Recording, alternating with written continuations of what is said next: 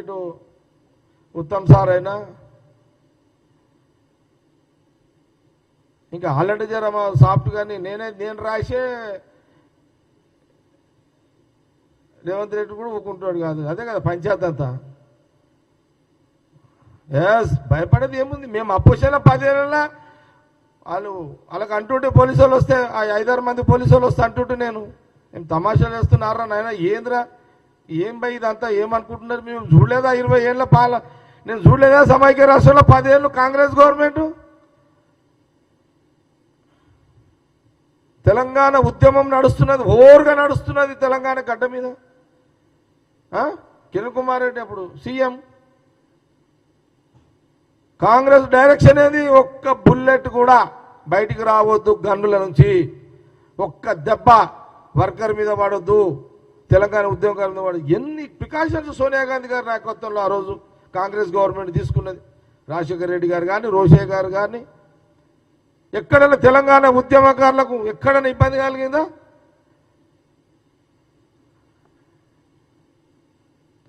ఆగి కేసీఆర్ కూడా సిద్దిపేటకించి ఖమ్మం జైలు నుంచి నిమ్స్కి పరుపుల మీద బండబెట్టి యాక్టింగ్ చేయించి బండబెట్టి ఇటు దాకా తెచ్చిర్రు.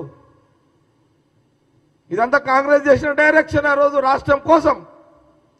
అరే ఏంది మాకు తెలియదా? పాలన ఎట్లా చేయాలో, పరిపాలన ఎట్లా చేయాలో? మాకా పోలీసు వాళ్ళు 10 మందిని అడ్డం పెట్టుకొని నువ్వు ఆటాడుతున్నావు.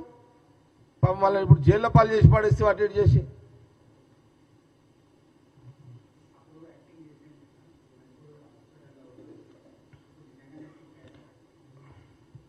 డిశ్చార్జ్ అయిపోయినట్ట కదా. సరే మనుషులం కదా, ఈశ్వరన్న వస్తుంటాయి, జ్వరాలు వస్తుంటాయి. కానీ సరే నేనేమంటున్నానంటే ఒక్కటే విషయం చెప్తున్నా.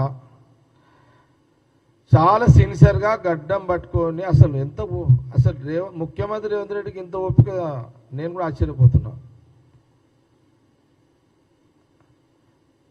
కేసీఆర్ చేసిన అర్హతలకు, కేసీఆర్ కూడా అర్హతలకు అసలు గడ్డం పట్టుకున్నాడు కాదు కదా. వాళ్ళని ఏమన్నా తప్పలేదు. అయినా ఆయన ముఖ్యమంత్రిగా ఉన్నాడు, సిస్టంలో పోవాలని ప్రతిపక్ష పార్టీ ఆహ్వానిస్తున్నాడు, మాట్లాడుతున్నాడు.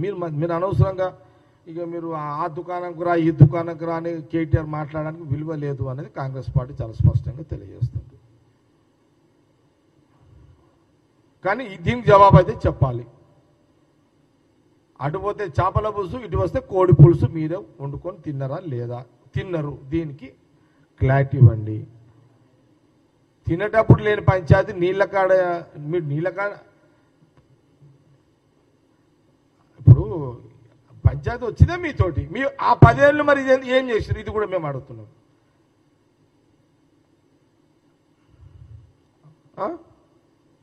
అచ్చా, ఇంకోటి పాయింట్ మీరు అడుగుతలేరు, నేనే చెప్తున్నా పాయింట్ మీకు.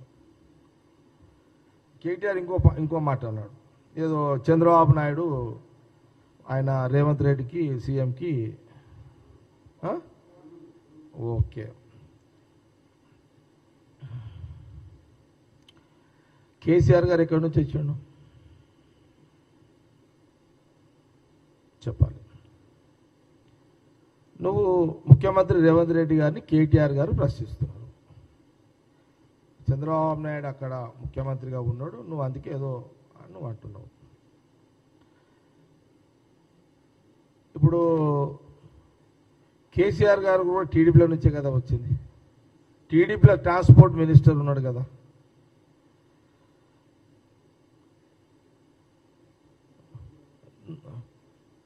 టీడీపీలో first transport minister Chandrababu Naidu గారు ముఖ్యమంత్రిగా ఉన్నప్పుడు ఈయన కేసీఆర్ గారు ట్రాన్స్పోర్ట్ మినిస్టరు.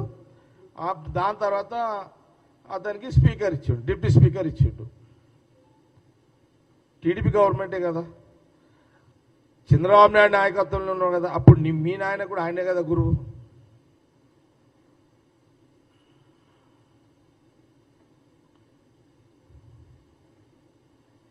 కేసీఆర్ గారు ఫస్ట్ రాజకీయాల స్టూడెంట్స్ లీడర్గా, యువజన నాయకుడిగా, యూత్ కాంగ్రెస్ నాయకుడిగా కాంగ్రెస్లో ప్రయాణం స్టార్ట్ అయింది. మా కుమార్ అన్న దగ్గర వచ్చి బీఫారాలు తీసుకొని పోతుండే.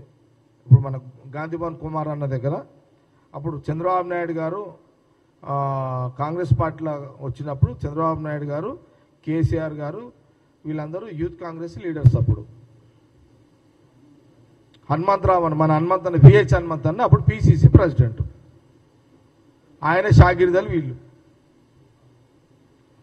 యూత్ కాంగ్రెస్ పిసిసి అంతా అన్నీ ఆయనేగా అప్పుడు ఆయన విహెచ్ హనుమంతన్న ఈ హైదరాబాద్ రాష్ట్రంలో చాలా గొప్ప నాయకుడు, స్ట్రాంగ్ లీడర్. ఆయన కింద వీళ్ళంతా షాగిర్దలు. ఎవరు? చంద్రబాబు నాయుడు గారు కానీ కేసీఆర్ గారు కానీ.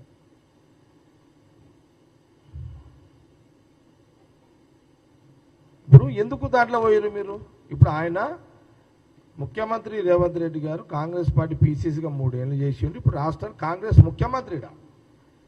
అట్లనే మీ నాయన కాంగ్రెస్ యూత్ కాంగ్రెస్ లీడర్గా ఇక్కడ ఉండి తర్వాత టీడీపీలో పోయి అక్కడ టీడీపీ ఎమ్మెల్యే అయి తర్వాత చంద్రబాబు నాయుడు ముఖ్యమంత్రి అయిన తర్వాత ఎన్టీ రామారావు గారిని పడగొట్టిన తర్వాత పడగొట్టే దాంట్లో కీలక పాత్ర పోసినందుకు కేసీఆర్ గారికి ఆ రోజున చంద్రబాబు నాయుడు గారు ట్రాన్స్పోర్ట్ మినిస్టర్ గిఫ్ట్గా ఇచ్చిండు. అప్పుడు ఎమ్మెల్యేలందరూ ఒక దగ్గర కూర్చునబెట్టి ఎన్టీ రామారావు గవర్నమెంట్ పడేయడానికి, ముఖ్యమంత్రిగా పడేయడానికి చంద్రబాబు నాయుడు గారి డైరెక్షన్లో పలుమార్లు ఇదే కేసీఆర్ గారు చెప్పారు. అప్పుడు వైస్రా హోటల్లో దుకాణం,